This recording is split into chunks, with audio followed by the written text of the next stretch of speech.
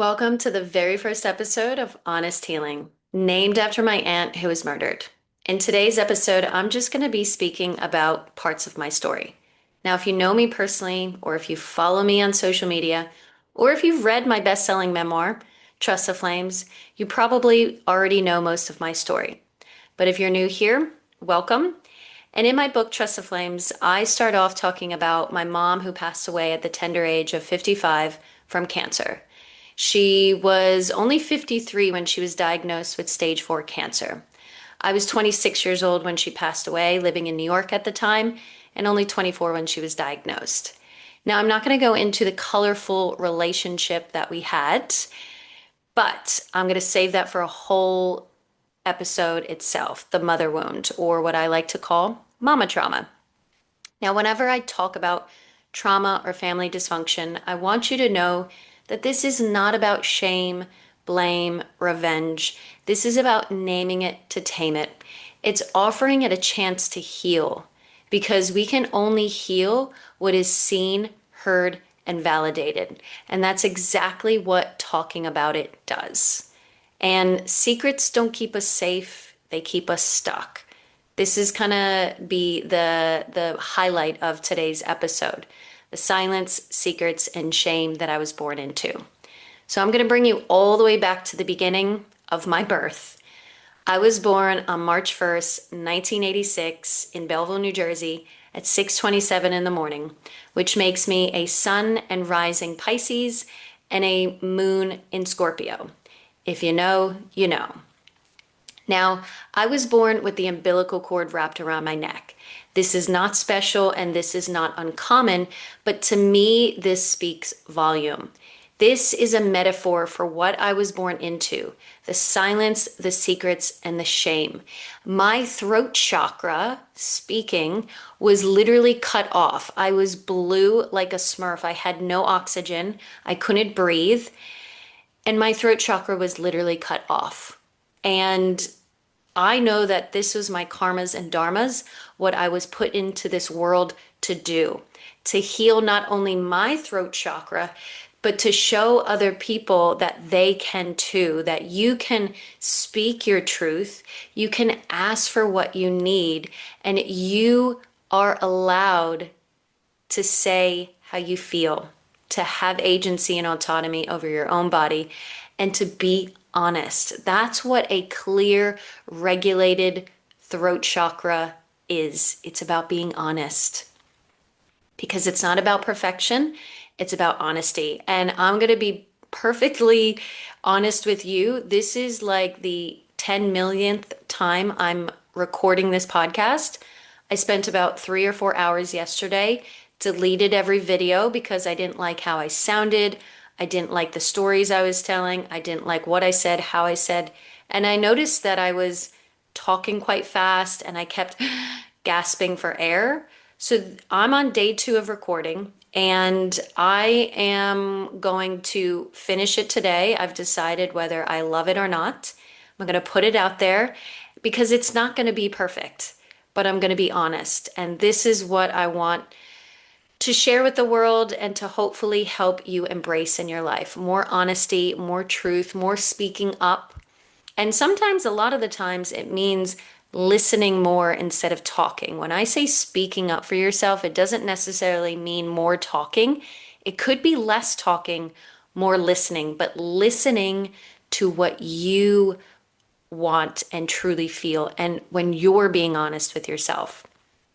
Now, going back to my birth trauma, I was born with the umbilical cord wrapped around my neck, and I was also born on my exact due date. So I read that only 4 to 5% of the percentage of the world's population is born on their due date. Now, to me, this is also another significant sign that maybe this is the reason why my love language is quality time and why I'm so punctual. But it also means for me why I feel so clear about what I am put on this planet to do and help people with. So that's how I was born. And I was also, this is the big part of my birth, I was a child born out of infidelity. My biological father was the man who my mom was having an affair with when I was little. Now, I actually talk about him in my book. We're going to call him Jerry. That's what I name him in my book. And I'm going to read out loud on page 50 of my book where I talk about him. I said, I can't recall much of my childhood, but the story goes that my mom started hanging out with a family friend named Jerry before I was born. She was drinking heavily on the weekends, and Jerry was a drinking buddy who turned into more. What I remember about Jerry comes in snapshots. Dark haired, smeared glasses, thick arms covered in a sheen of rough hair. I can still picture his tiny one bedroom basement floor apartment with no kitchen across the street from the park. He had a red light in his bathroom and an old popcorn tin full of candy called the candy can. Whenever he saw me, he'd always sing my name like a song. Katie, she's a lady. I remember feeling creeped out before I even knew what being creeped out meant. Now, that's my biological father, but when I wrote this book years ago, I didn't know that. Now I'm going to go into that story, but my book too will be talking more about this whole situation. But going back to being a child born out of infidelity, and my mom, I didn't mention this, my mom kept this secret from me and from the man who raised me as my father my entire life. So I was 26 years old when she passed. That means for 26 years, she kept not only this, but a lot of other things secret. Now, secrets, again, don't keep us safe. They keep us stuck. Can you imagine what that does to your body, physically, mentally, and emotionally, keeping a secret like that? Now, I know some people are going to say, oh, well, she gaslit my father, which she did, which is a narcissistic trait and tendency. And most narcissistic people, or who have those traits, don't feel like what they do is wrong. But I know behind every narcissist is a very insecure, very hurt, scared, fearful little wounded girl or boy, child. I know that. And I know that my mom was just so scared of losing me and losing my father if she actually exposed this truth because there was so much shame attached to it. So I know I am here to help people shatter shame and to speak out loud because it does heal. Now, I obviously don't remember being born. I had no clue. Well, I think I knew that my dad was not the man who raised me, but my earliest memories of realizing the truth in my family wasn't being told came about the age of 10. So I do remember my mom having affairs, not just one, and it not feeling quote unquote like normal, but I didn't know any different. But by the time I was 10, I started to piece more together and I started to listen and overhear the arguments that were going on. And I investigated a lot. I was a nosy kid. I asked a lot of questions. I snooped into things I wasn't allowed to. And I found out that back in 1982, Mother's Day, so this 4 years before I was born, my mom's sister was murdered. And my mom adopted her son and raised him obviously as our brother. We didn't know any different, and he's our brother. But he didn't even know. This was one of the first secrets that they decided to keep from everybody. They never talked about my aunt, but they did talk about my grandmother having 9 kids, but we knew there was only 8 living. But nobody talked about her. Nobody told my brother or us as the siblings. They just decided it was best not to tell anybody. And I understand that that was the mentality back then, but he found out around 14 or 15. And I pieced it together as well. I ended up finding my aunt's death certificate in the closet under a bunch of papers I shouldn't have been into. But this aunt, her name is Kathy, Kathy. I was also named after her. My name is Kathleen, Kathlyn. But again, this was never told to me. This was never talked about. And then when I was 10 years old, my mom physically left my dad for somebody else. Now, this guy who she left my dad for, I forget who I named him in my book, but this guy was actually my mom's sister who passed away, Kathy, her husband at the time of her death. So she left my father for her dead sister's husband. Let that land. Now, not only was that big, and that was so much confusion to think about. And again, we didn't live in a household where we talked about these things. I didn't even talk to my siblings about these things. Never mind talking about a friend at school about these things or an adult to make sense of it. But, anyways, that happened. Even the move to West Virginia, she moved me and three of my other siblings. The oldest, my sister Deanne, and she stayed in New Jersey to go to college. So the other four of us moved to West Virginia in a trailer with my mom and her new boyfriend. Now, this was also kept a secret of the move. My dad didn't even know we were moving until the night before she started packing boxes. And I remember that day clearly when we moved. Even for us, it was traumatic because, again, it was a big shock and it wasn't talked about and we didn't have any sort of, I don't want to say preparation, but it was just this thing that we were doing and we just had to accept it. And I remember being so upset. I was crying the entire way there. I remember my dad was just in freeze, shutdown mode, sitting on the couch. Of course, he wasn't helping us. He was just like completely shocked. I don't think he could move and was so upset. And yeah, she moved us all down there. Now, this was just quite typical. Like everything was hush hushed, everything was assumed, everything was minimized. But I'm here to tell you, as a grown adult going through these things, kids know everything. Kids might not have the language for things, but we feel everything. We are so much more intuitive than the adults give us credit for. And our nervous systems adapt to our caregivers and our environments around us.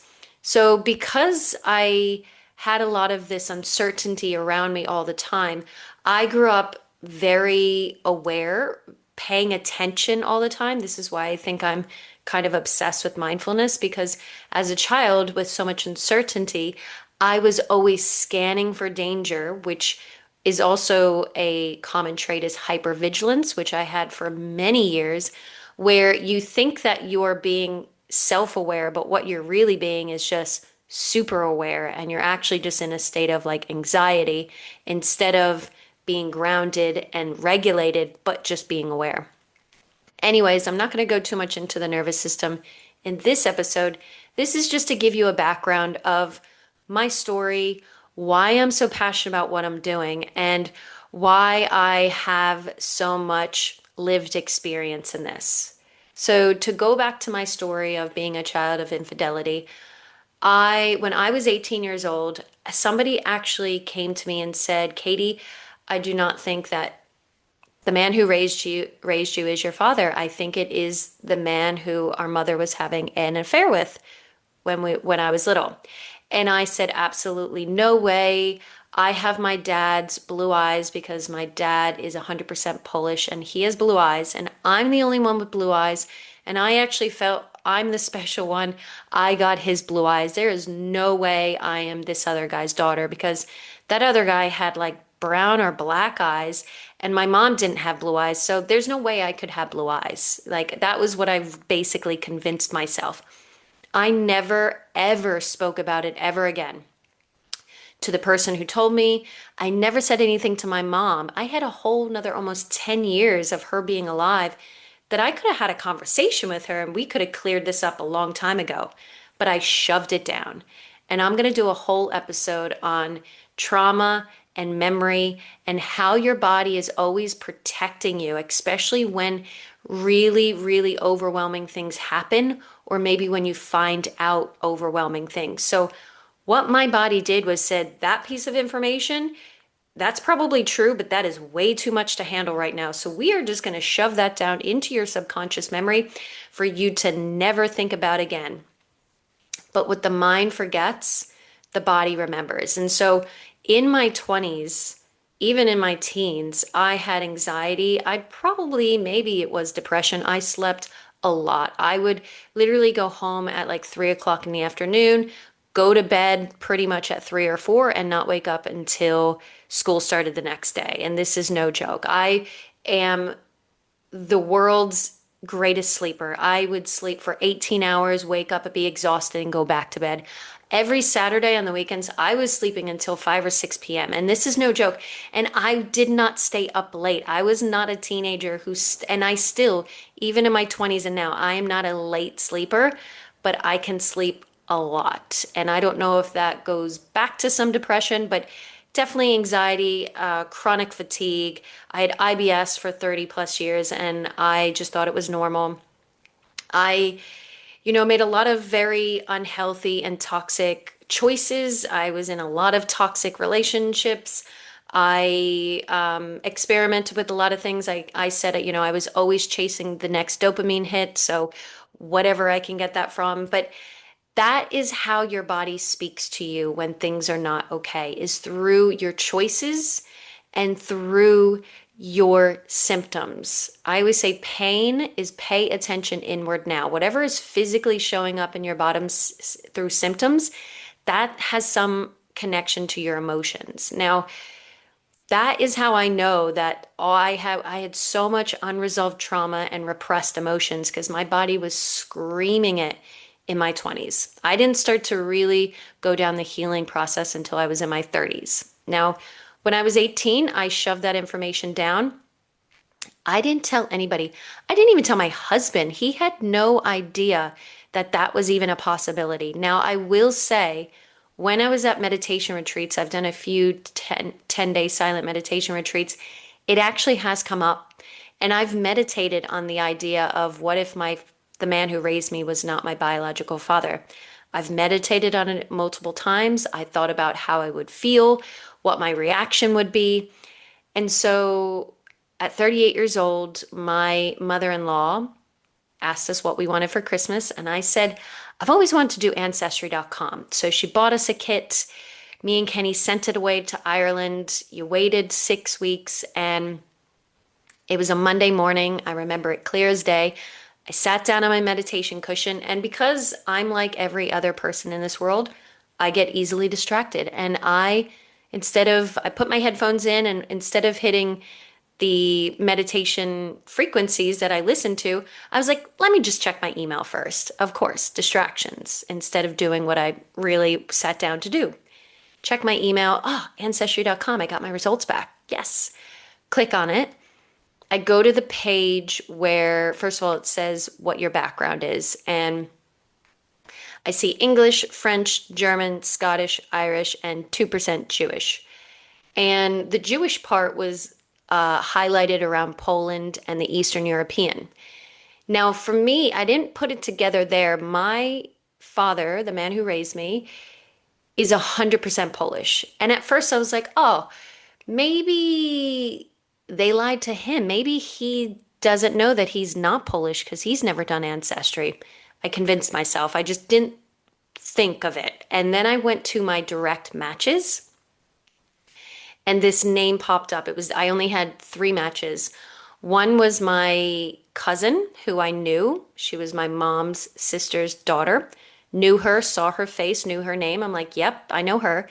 Then there were 2 other names that said half brother or uncle because I share 20% of my DNA with.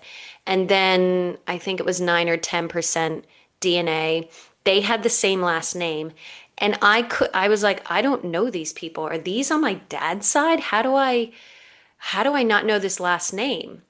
But the man who I had 19% of my DNA with, his first name, I'm going to use a code name, is Jerry. It was the same name as the guy who my mom had the affair with. I didn't know his last name. All I knew was his first name, Jerry. So what I did, I called my brother immediately because I knew he would know the name. And I called him. I didn't even call my husband first because I was like, I don't know I kind of know what's going on right now, but I don't, and I need confirmation. So I called my brother all the way in the US. Thankfully, he answered at that time. And I just asked him, what was Jerry's last name? I didn't even say hello. I didn't even say why I was asking anything. I just said, what was Jerry's last name? And he said the last name, and it was that last name. And I knew it. And I said, Jerry's my biological father. And he goes, yeah, I know. He's like, I put it together when I was little. And nobody told him, but he pieced it together as a child. Now, this is also my brother who was adopted and nobody told him. So I know children who we have these we knowings. We know things even though we're not told things and we don't have the emotional awareness to put things together, but children know everything. So I'm 38 years old. I'm sitting on my meditation cushion at 6 in the morning, right before, I mean, it's the first week of December because it was a Christmas gift. And I knew that I had to tell my father. Or the man who raised me. There was no way in hell I was ever going to keep this from him. And I knew in my head, he's alive. There's obviously a reason why I'm meant to talk to him. And I found out that my biological father had passed away a year before my mom. So I knew right then and there, I'm not upset that I didn't speak with my mom or my biological father because that wasn't my plan. I know that like things happen for you, not to you.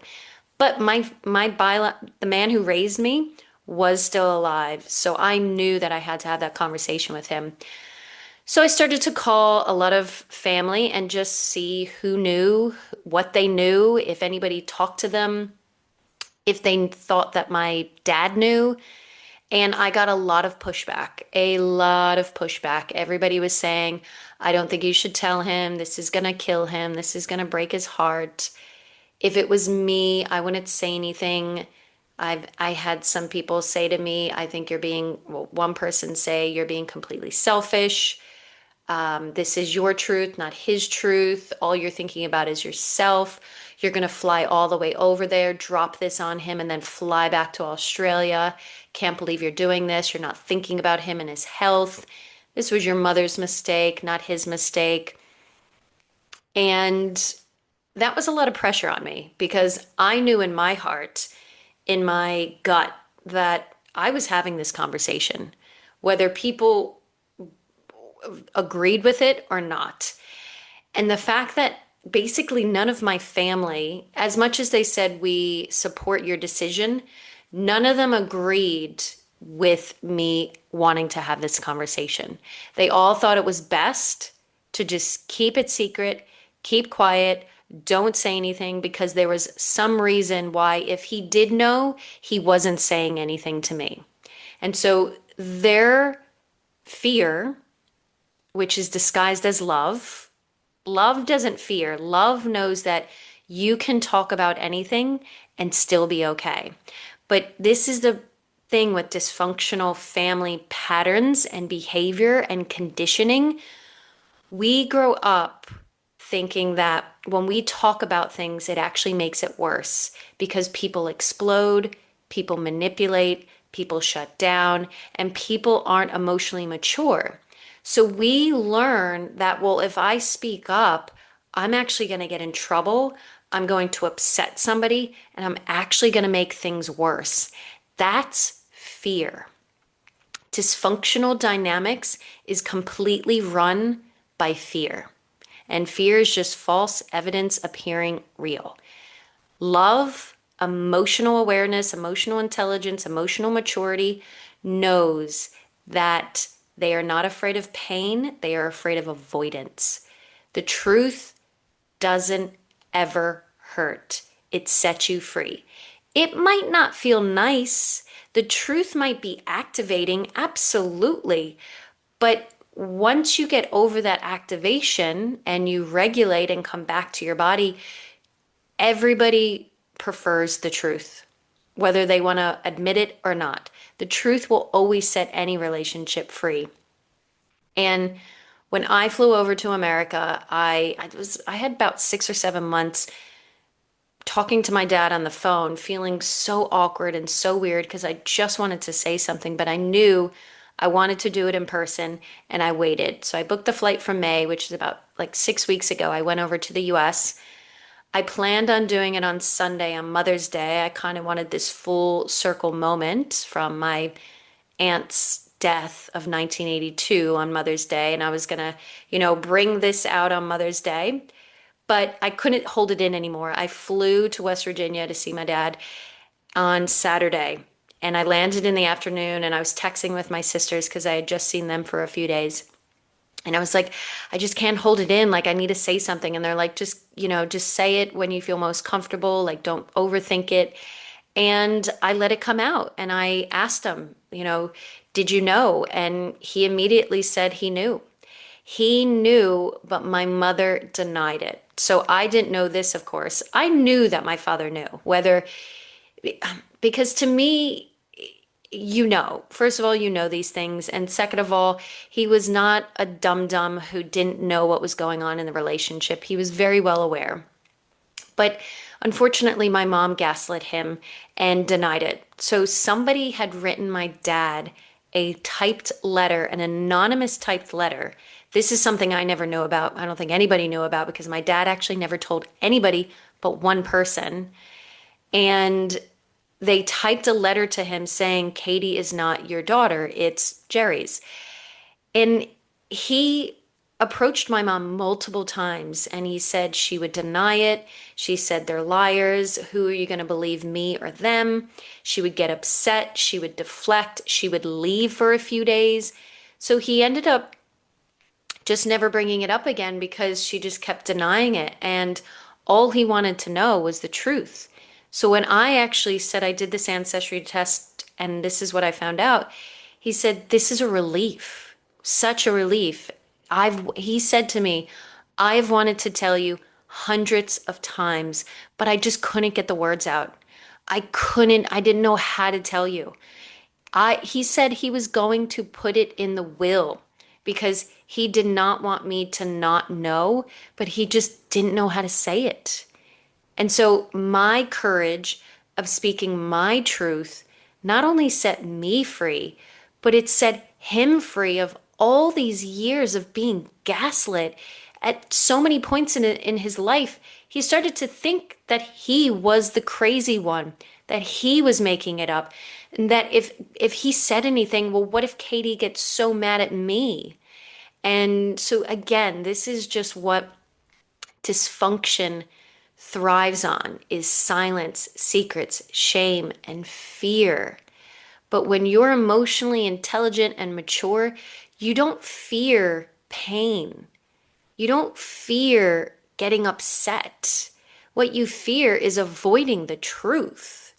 And I'm here to tell you, as someone who was not born into a family where we spoke about things and we were honest and we, really used our throat chakras. I am here as someone who is healed and is healing. It's never done. The throat chakra and speaking up for yourself and finding, I don't want to say the right words because there's never the most perfect words, but finding ways to express yourself more authentically so you feel so good about it that there's no such thing as regrets or bad or coulda, woulda, shouldas. You are grounded, you are present, you are regulated, as we say in the nervous system world. You're connected to your body and you speak honestly, authentically. This is how we heal. Now, I do want to add one little woo-woo moment. I'm going to call them my woo-woo moments because I'm a very spiritual person and I do want to drip feed some spirituality into these podcast episodes because it's something I'm passionate about. It's actually my number one value in this world is my spirituality. I connect with something bigger, higher, and greater every single day, and I have a lot of rituals, and I use signs as a way to connect. And back in 2020, I voted in the US election. So I'm living in Australia right now. I will eventually talk about how I met my Australian husband and what brought us to Brisbane, Australia. But back in 2020, I voted in the US election and you get an absentee ballot. and it gets sent to you physically in the mail. And when I opened it up, I looked down at the poll clerks. So on the poll, it's obviously all blank, but at the bottom, it has to have a signature of the poll clerk. And it was the name of my aunt, Kathy White. Kathy, even spelled with a K. And I know White is a very common last name, but what are the odds of that? Like, this is again another little just sign from the universe saying you're exactly where you're supposed to be, doing exactly what you're supposed to be doing, with exactly who you're supposed to be doing it with. You are not behind. You are divinely guided. And I'm just going to show you a picture for anybody who's watching the actual photo. So, Kathy White, if you can see that, and it's actually a lot like my mom's handwriting as well. But yep, take that for some woo woo. Now, next episode, I am going to talk about my healing journey. So, I asked my Instagram audience if they had any questions, and somebody asked me how I got started on my healing journey. They asked me what I do on my healing journey and how do I handle old pain that comes up that's overwhelming. So, next episode, I'm going to go a little bit more about my actual healing journey. And if you do want anything covered or talked about, please send me your questions and send me your feedback. Thanks so much. Till next time. If this story resonated with you and you want to know more about my story, pick up my best-selling memoir, Trust the Flames. You can buy it anywhere they sell books. You can also check it out on my website, www.katiedelimon.com. And you can also follow me on TikTok, but really I'm more active on Instagram. All my social media handles are the same, Katie, Katie, Delimon, Delimon.